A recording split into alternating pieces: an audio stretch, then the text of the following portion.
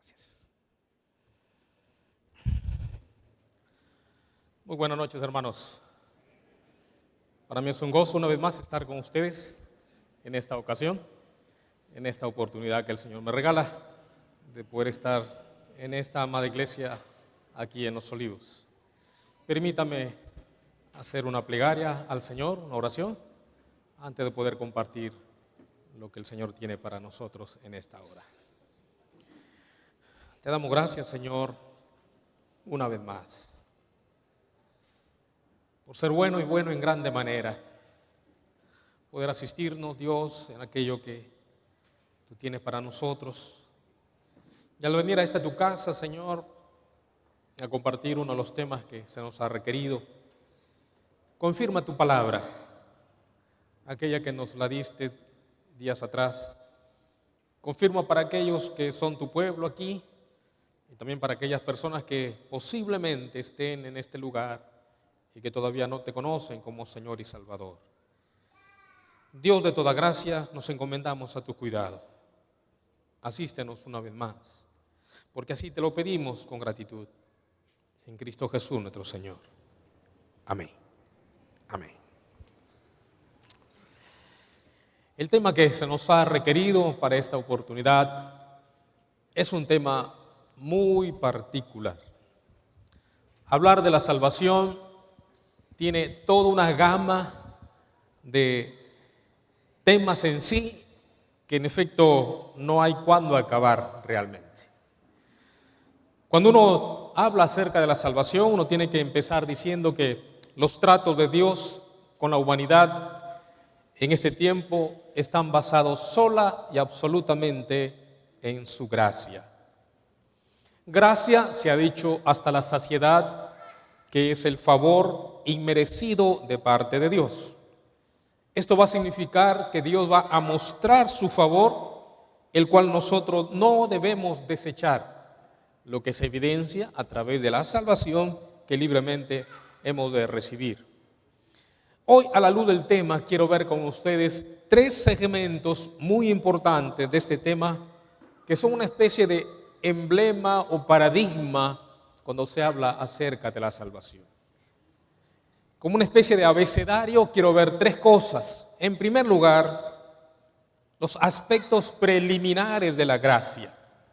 ¿Qué implicancias bíblicas hay de este tema? En segundo lugar, quiero ver con ustedes la base bíblica de la gracia ya. Y en tercer lugar, lo que a mí me compete, lo que me interesa en todo tema que compartimos, es la parte aplicativa. La comisión a cumplir por esa gracia que hemos recibido. Sin otro preámbulo, permítame ir al primer aspecto, al aspecto preliminar de la gracia, que es el tema que se nos ha requerido. Iniciamos esto con el primer segmento para poder definir o conceptualizar a la gracia. ¿Qué es la gracia? Si pueden colocar la ventana allí.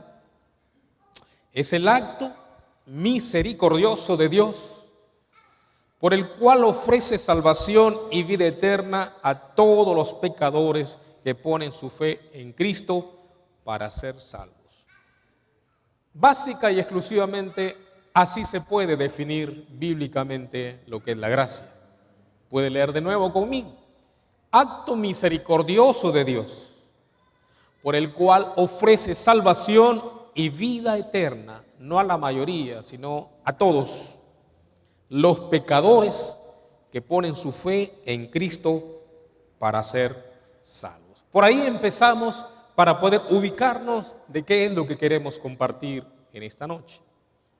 En segundo lugar, hay una segunda sección, la gracia en la Trinidad. En primer lugar, queremos ver ahí que las tres personas de la divinidad están relacionadas, anexadas, vinculadas con, obviamente, la gracia. Y en primer lugar, podemos decir que el Padre, o sea, Dios, la Biblia en 1 Pedro 5:10 va a decir que Él se va a manifestar como el Dios de toda gracia. De Él emana la gracia, de nuestro Creador. Así lo dice la Escritura. La segunda persona, que es el Hijo, va a decir Juan 1:14 que el Hijo Cristo es presentado como alguien que está lleno, pleno de toda gracia, lleno de gracia. Es decir, si hay algo que le caracteriza al Señor es su plenitud en cuanto a la gracia, a ese favor inmerecido que recibió de parte del Padre. Y cuando hablamos del Consolador llamado el Espíritu Santo, va a decir la Escritura en Hebreos 10:29, lo llama el Espíritu de gracia. Fíjese, el Espíritu de gracia, es decir, la gracia en la Trinidad. Las tres personas de la divinidad están conectadas, anexadas muy cerca en este ámbito de la gracia. Como consecuencia, en segunda instancia, podemos ver también que las tres personas de la divinidad están igualmente inclinadas y llenas de gracia. Fíjese, ¿hacia quién? Hacia los pecadores. ¿En qué sentido? Otra vez vamos a ver al Padre, y dice ahí la Escritura que Él, el Padre, ¿no es cierto?, es la fuente de toda gracia. De Él emana la gracia una vez más. ¿Cómo así? Bueno, Él propuso la realización y el plan de gracia. Él hizo la elección por gracia de los que serían objetos, obviamente, de su salvación. Y cuando vino el cumplimiento de los tiempos, dice la Escritura, Él, Dios, envió al mundo para ser el mediador de la gracia. Pero dice ahí, el Padre es la fuente de toda gracia. Siguiendo con el Hijo dice es el canal de la gracia. Él va a decir, ¿no es cierto?, que Él es el único camino, no es el mejor camino ni el camino más importante, no, Él es el único camino por el cual el ser humano se puede acercar a Dios sencillamente por la gracia. Esa gracia que puede enriquecer al pecador es a través del Señor Jesucristo. Por eso Él es el puente, el canal, el intermediario entre el hombre y Dios. Y en tercer lugar, el Espíritu Santo es el administrador de la gracia. ¿Cómo así, mis hermanos? Permítame decirle aquí en esta sección que sin la operación de la gracia del Espíritu Santo en la conversión, ningún pecador llegaría jamás a ser un beneficiario de la gracia de Dios. ¿Qué hace el Espíritu Santo? Él va a vivificar a todas las almas, personas que el Señor, el Padre, escoge, y los va a conducir ante Cristo Jesús a todas las ovejas por las cuales el buen pastor puso su vida también.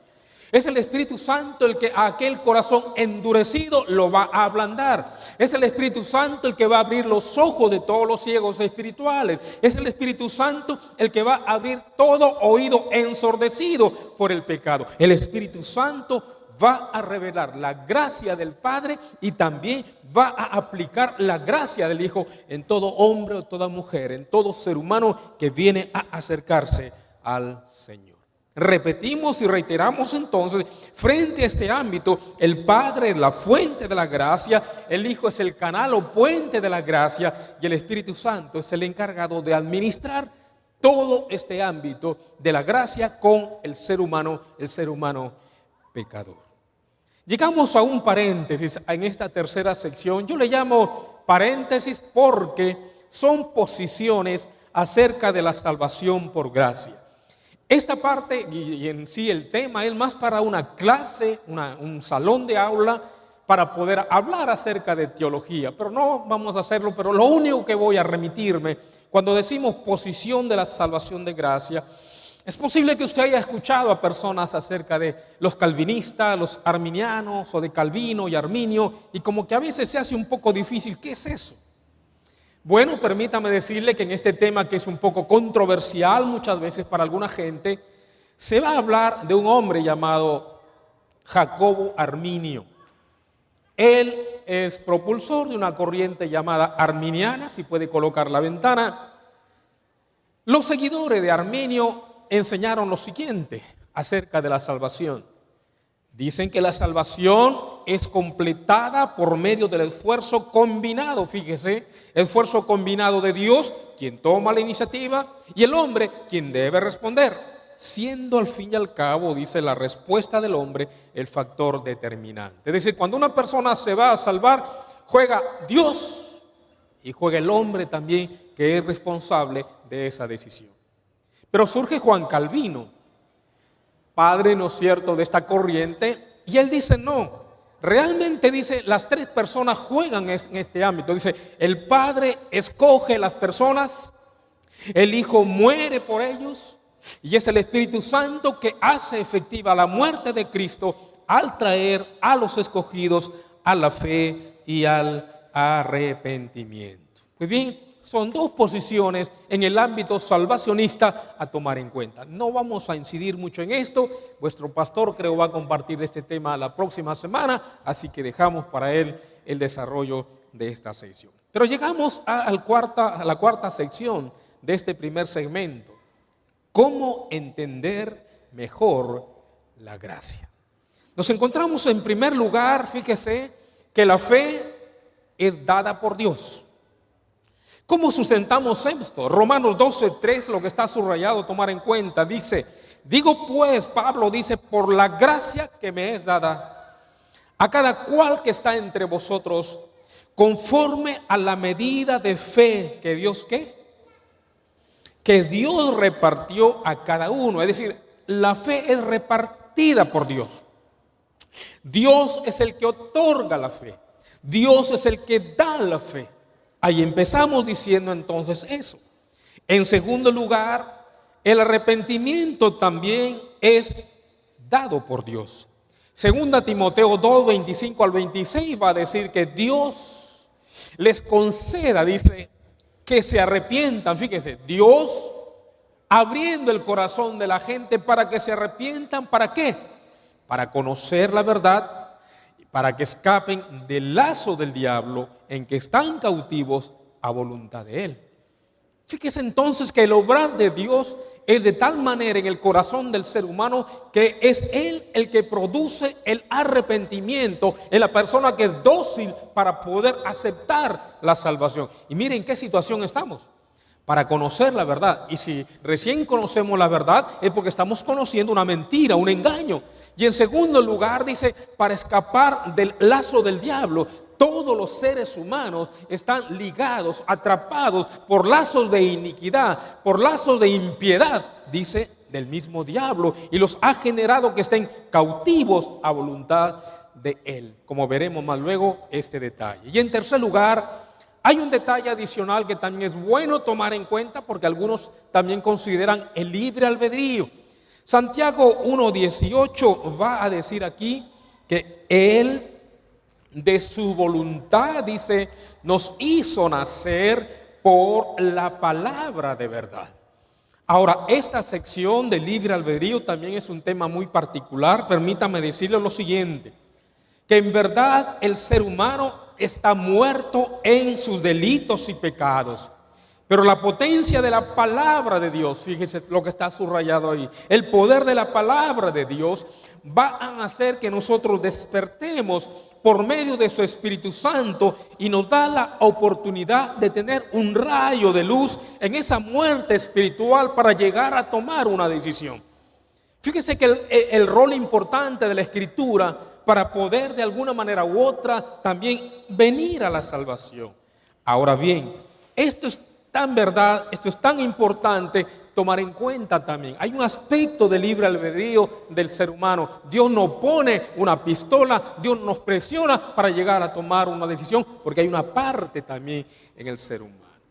Llegamos a la segunda sección, la base vivencial y espiritual de la gracia. El primer aspecto ha sido un aspecto preliminar, un antecedente básico, pero también hay algo vivencial, hay algo espiritual en la gracia, que es un tema un poco árido, pero es importante a tomar en cuenta. Dice la ventana siguiente que la gracia debemos contrastarla con la ley. Cuando hablamos de gracia, automáticamente tenemos que tomar en cuenta a la ley. El texto referencial y emblemático es Juan 1:17, que tienen allí en la ventana, donde dice que la ley fue dada por medio de Moisés. Pero dice, pero la gracia y la verdad nos han llegado por medio de Jesucristo. Con eso en mente, uno ya puede establecer un contraste, una diferencia entre lo que es gracia y ley. Y entonces nos encontramos con la primera diferencia. Fíjese, en primer lugar, Moisés, según el relato leído, fue la voz de la ley, pero Cristo fue el portador de la gracia. Paulatina y progresivamente el trato de Dios con el hombre que empezó con la ley fue avanzando para llegar ahora en el tiempo de la gracia, desde que el Señor Jesús vino a esta tierra a ser el portador de la gracia de salvación para todo ser humano. En segundo lugar, uno va a ver una segunda característica en la ley. Es la naturaleza de la ley hacer demandas, hacer peticiones al ser humano, aún más demandas que el ser humano no iba a poder cumplir. Sin embargo, la naturaleza de la gracia, ¿sabe cuál es? Es otorgar bendiciones. Es lo que en contraste de demanda, otorgar ofertas de salvación al ser humano. En tercer lugar, la ley, fíjese, va a condenar al mejor hombre. Porque dice la Escritura que si el hombre quisiera cumplir la ley, pero ofendiera en un solo punto, se hace culpable de todo. Sin embargo, la gracia, dice, salva al más indigno y peor de los hombres. Y allí estuvimos nosotros en una ocasión, porque no encontrábamos salvación. En cuarto lugar, la ley dice, haz esto y vivirás. Pero la gracia dice, cree y vive, y entonces harás. Esa es la diferencia. En quinto lugar, la ley va a demandar una justicia perfecta. Y vaya que a seres humanos imperfectos le va a demandar una justicia perfecta que no la tiene. Sin embargo, la gracia va a proveer, sí, una justicia perfecta, como veremos luego que hemos sido justificados, pues, por la fe. En sexto lugar, la ley maldice, pero la gracia va a redimir de tal maldición.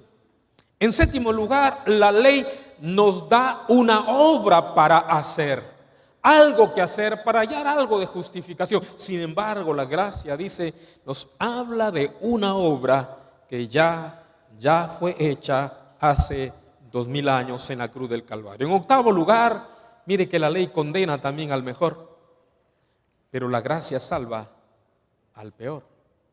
En noveno lugar, la ley revela el pecado, pero la gracia revela la salvación que se obtiene en Cristo. Y en último lugar, mientras un hombre está bajo la ley, está perdido. Por lo que el único camino para escapar de debajo de la ley es a través de la gracia y fe en Cristo. ¿Cómo así lo sustentamos? En la ventana que sigue dicen esos dos pasajes unidos de Romanos 10:4 y Romanos 6:14, dice, porque el fin de la ley es Cristo para justicia a todo aquel que cree. Porque el pecado no se enseñará de vosotros, pues no estáis bajo la ley, sino bajo la gracia. Amén. Ahí está. Ya no estamos bajo la ley, la misma que nos condenaba. Ahora estamos bajo la gracia de Dios, que es la que nos salva. Con eso en mente, llegamos entonces a la segunda sección de este segmento, la necesidad de la gracia. El hombre necesita la gracia de Dios por tres motivos básicos y fundamentales. Quizá hay otros motivos, pero son tres cardinales importantes por qué requerimos la gracia de Dios aquí en esta tierra. En primer lugar, mis hermanos y amigos, necesitamos la gracia de Dios porque el hombre es culpable delante de Dios, habiendo quebrantado la ley del Señor, y en tal condición está sujeto al castigo de Dios. ¿Cómo lo sustentamos? Romanos 3:19 dice, Pero sabemos que todo lo que la ley dice, lo dice a los que están bajo la ley, para que toda boca se cierre y todo el mundo quede bajo el juicio de Dios. Así lo establece la Escritura. Necesitamos la ley entonces porque somos culpables delante del Señor. Hemos quebrantado su ley. En segundo lugar, necesitamos la gracia del cielo porque en nuestro pecado nos hemos rebelado contra la santa ley de Dios. Por lo tanto, Él no merece nada, el ser humano, sino el juicio de Dios. ¿Cómo lo sustentamos? Bueno, Romanos 3:23, un texto que lo sabemos de memoria, muchos de nosotros, dice: por cuanto todos, no algunos ni la mayoría, dice, todos pecaron y por lo tanto están destituidos de la gloria de Dios.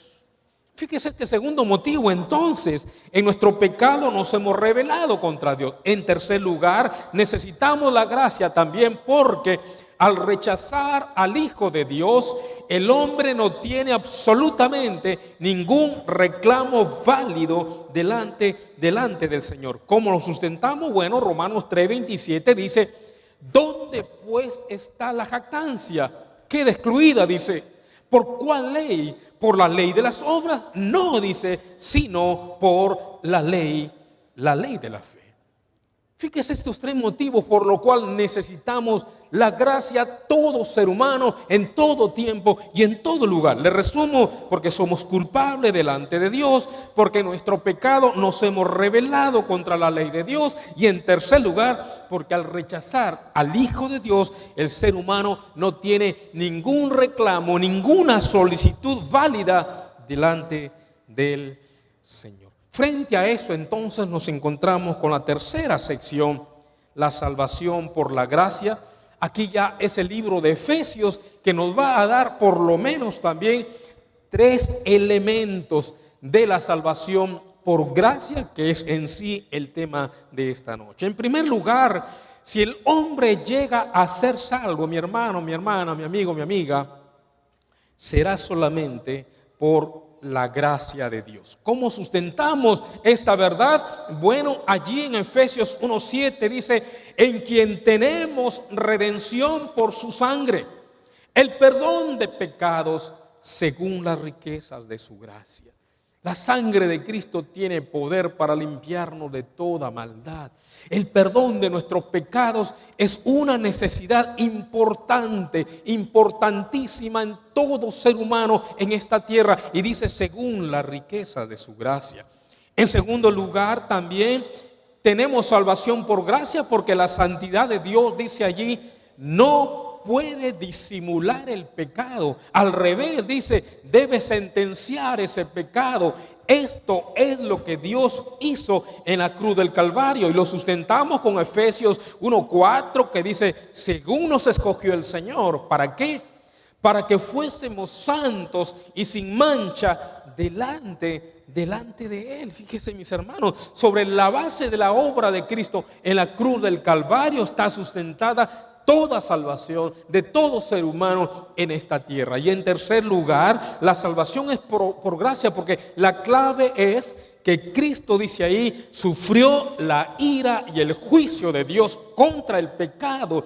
La gracia solamente demanda fe de parte del pecador que va a buscar la salvación. ¿Cómo lo sustentamos? Bueno, Efesios 1:6 y 2:8 dice: para alabanza de la gloria de su gracia, con la cual nos hizo aceptos en el amado. Por lo tanto, dice: por gracia sois salvos por medio de la fe, y esto no es de vosotros, pues es don de Dios, mis hermanos. Amén. Fíjese la implicancia entonces de nuestra salvación. Nos ha salvado entonces para hacer alabanza de la gloria de su gracia. Mire qué hermosa verdad para cada uno de nosotros. Quizás son verdades un poco áridas, un poco difíciles de procesar en nuestra mente o en nuestro corazón, pero ahí está. En primer lugar, entonces, somos salvos por gracia, resumiendo, ¿verdad? Solamente por favor inmerecido de Dios. Nuestra vida de pecado no puede ser disimulada frente a la santidad del Señor, y la clave es que el Señor sufrió la ira y el juicio del pecador en la cruz del Calvario. Frente a eso, entonces nos llegamos al cuarto segmento en esta sección, las bendiciones que recibimos a través de la gracia. Y fíjese que son tres bendiciones muy importantes, tres de los más grandes beneficios, de los más grandes resultados están aquí. Dentro de la mucha gama de cosas que recibimos de parte de Dios, hay tres que son fundamentales en nuestra vida. La primera, obviamente, es la salvación. Dice Juan 10:28 y lo sustenta también Tito 2:11-13, dice: y yo les doy vida eterna y no perecerán jamás, ni nadie las arrebatará de mi mano. Amén. Nadie las arrebatará de mi mano. Allí está la seguridad de salvación, mis hermanos. Si usted vino al Señor, se arrepintió de sus pecados, puso su vida en las manos del Señor, nadie, ni el mismo diablo, ni los quintos infiernos le podrá arrebatar de las manos del Señor, donde usted y yo estamos más que seguros para la honra y gloria de su nombre.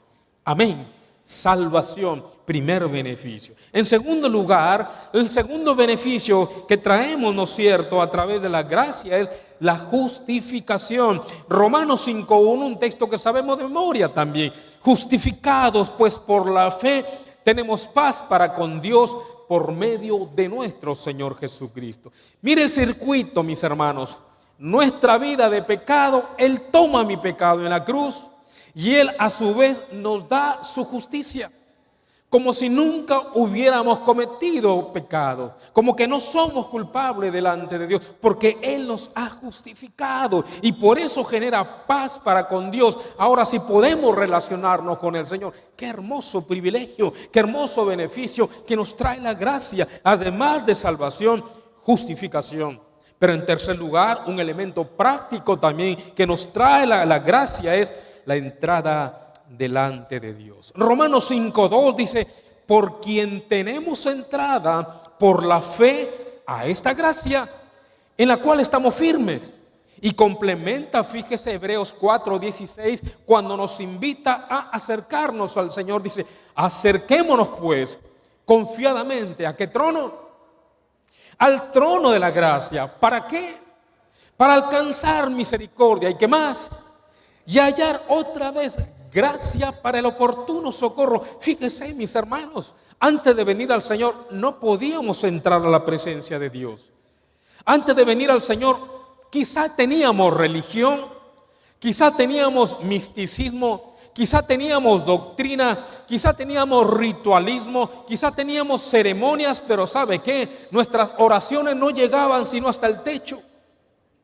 Recién cuando venimos al Señor tenemos la oportunidad de que el lugar santísimo está abierto para usted y para mí y podemos acercarnos, dice, confiadamente al trono de la gracia para hallar misericordia y gracia para el socorro oportuno. Qué bendición, mis hermanos. La gracia lo que nos ha traído: salvación, justificación y a la vez entrada a la presencia del Señor. Disfruta usted de esto, mi hermano.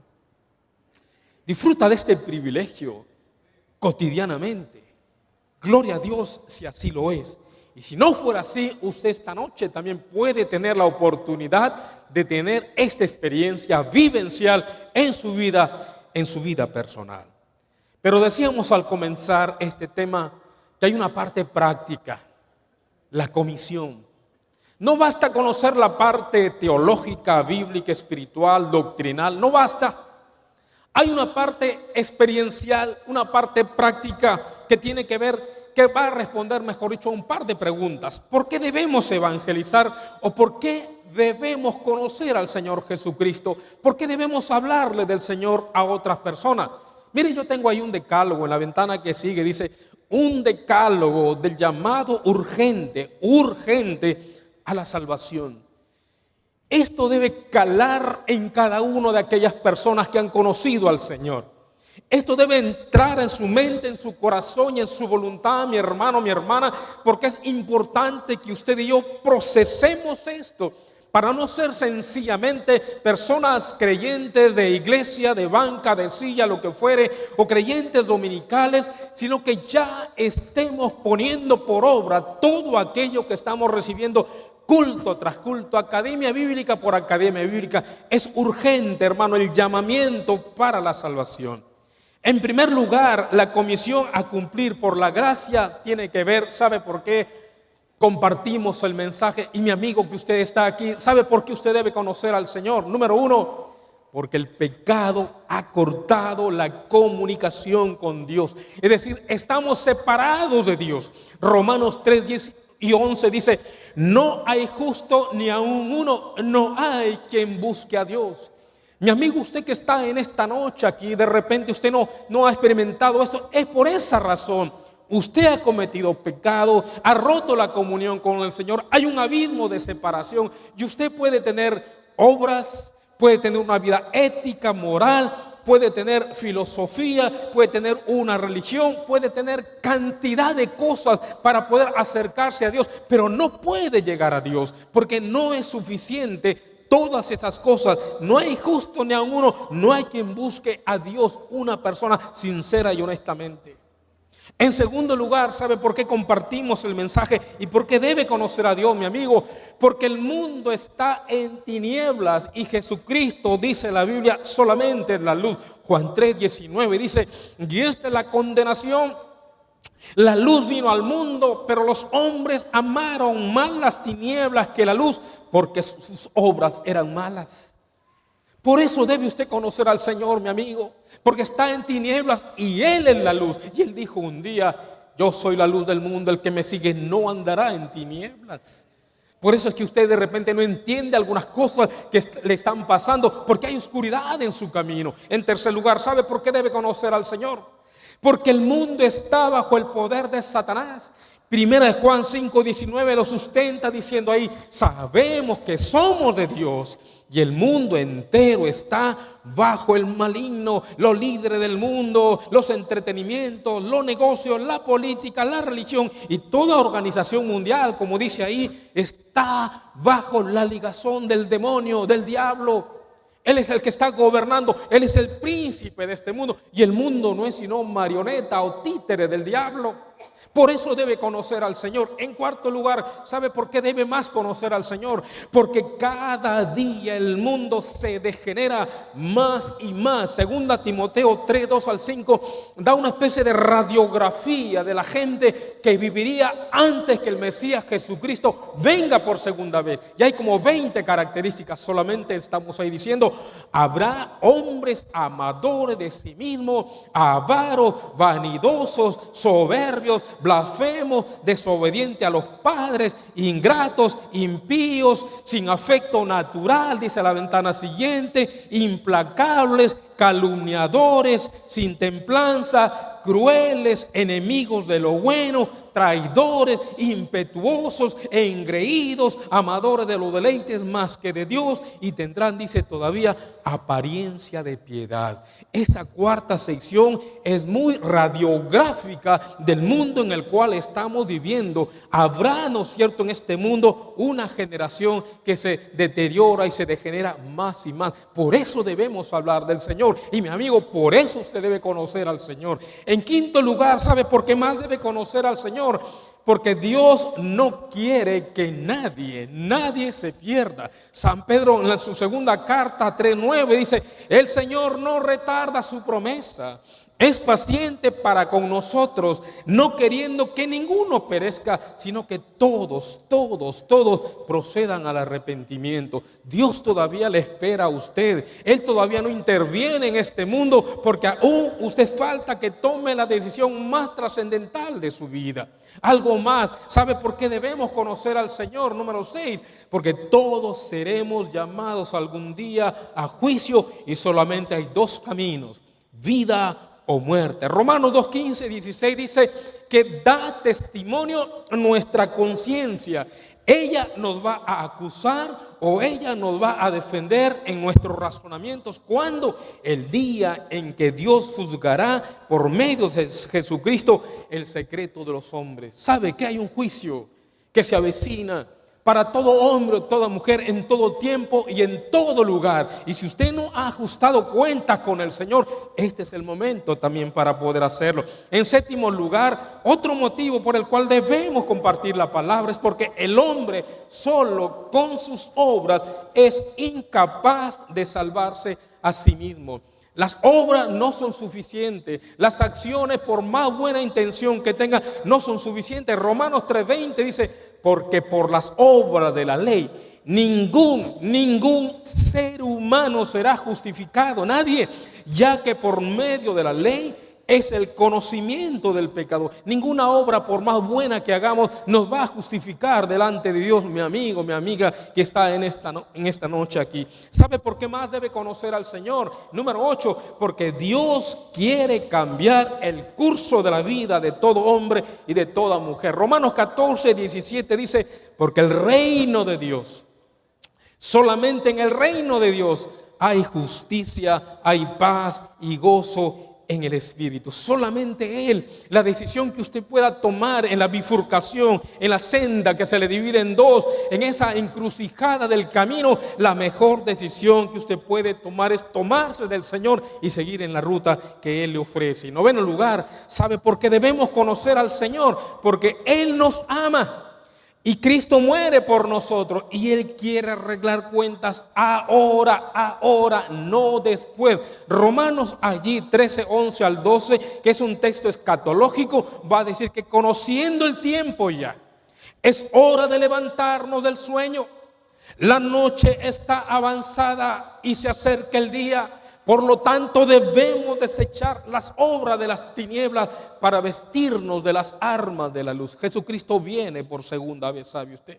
La noche ya está acercándose, el reloj va a marcar ya la hora exacta en que el Mesías va a venir por su iglesia, va a venir por aquellos que ha redimido, pero mientras tanto hoy el Señor le da la oportunidad. Y la última razón por la cual usted debe conocer a Jesucristo y por la cual la iglesia comparte el Evangelio es porque solamente a través del Evangelio de Cristo hay libertad, justicia, paz, amor y vida con propósito para todo ser humano. Y la imagen es más que aleccionadora. Jesucristo no es religión, es vida. El cristianismo no es religión, mi hermano, mi hermana, amigo y amiga. El cristianismo es un estilo de vivir, una forma de vivir, una forma de visualizar las cosas de la vida. Sustento esto con el pasaje que sigue, además de una breve explicación adicional. Romanos 1:16 y 17 dice, porque no me avergüenzo del Evangelio, porque es poder de Dios. Porque en el Evangelio la justicia de Dios se revela por fe, mas el justo por la fe, que dice, mire que ninguna palabra en la Biblia está de más. Aquellas dos palabras que están con otro color, mas el justo por la fe vivirá. Algunas veces me pregunté por qué en la Biblia no dice y el justo por la fe existirá. ¿Por qué dice vivirá? Porque entre existir y vivir hay diametralmente dos definiciones, dos conceptos distintos. Son dos cosas diferentes.